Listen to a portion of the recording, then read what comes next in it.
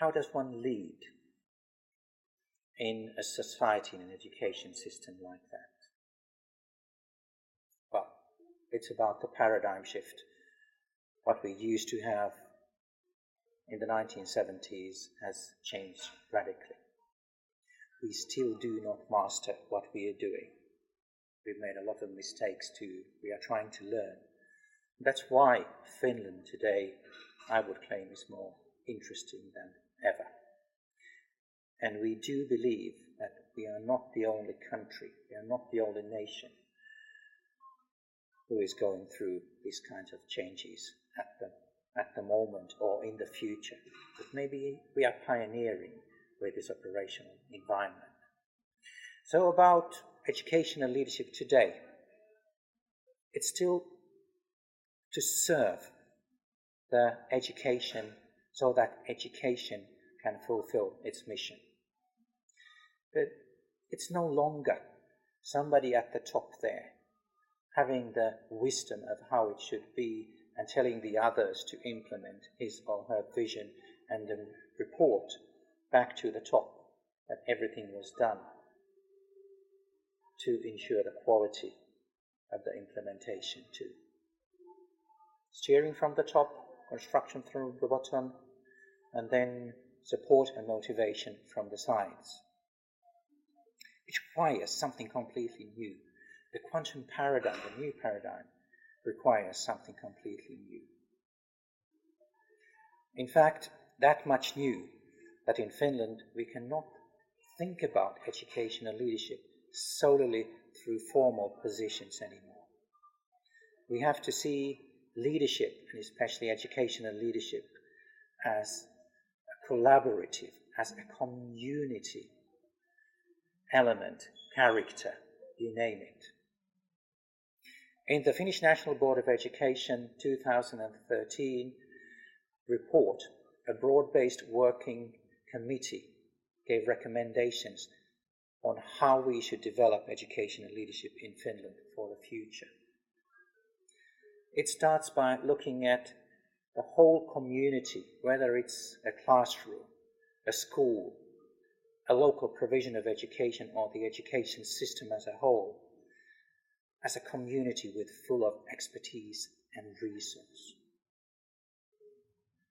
The Institute of Educational Leadership at the University of Jyväskylä has created a new kind of pedagogical leadership theory, a new model how to meet the new kind of educational leadership. The Finnish National Board of Education Workgroup used that model for the recommendations.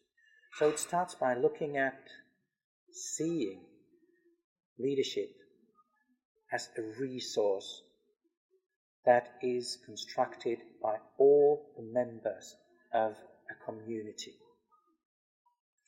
So when we then think about what the qualifications for educational leaders and principals, etc., should be like, we have to define the qualifications so that they meet with this new kind of vision for leadership and educational leadership. And that's what we've done. Hopefully, Finland will reform its legislation in the coming years to meet the new kinds of requirements and recommendations. What we are doing already at the moment is that we are developing our education system for educational leaders to meet the new requirements, the new recommendation. Here's a slide for you how we see it in our institute. It starts with teacher education, then teacher going to his or her workplace, first working with the group of students he or she is responsible for. Then very quickly we've noticed that new kinds of roles are given to teachers in their communities. You'll be responsible for a task, a project, a team, a sector of what the school does.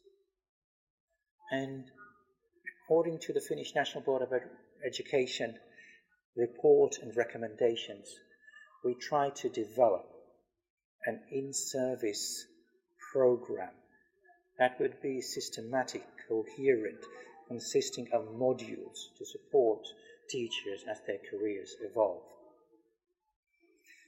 We would hope that the modules at the end would create a qualification to manage, to lead a whole unit. That would be principalship, to run a whole school. We are also seeing into the future so that there would be steps from there onwards to support educational leaders as their careers in the role they have expand and develop.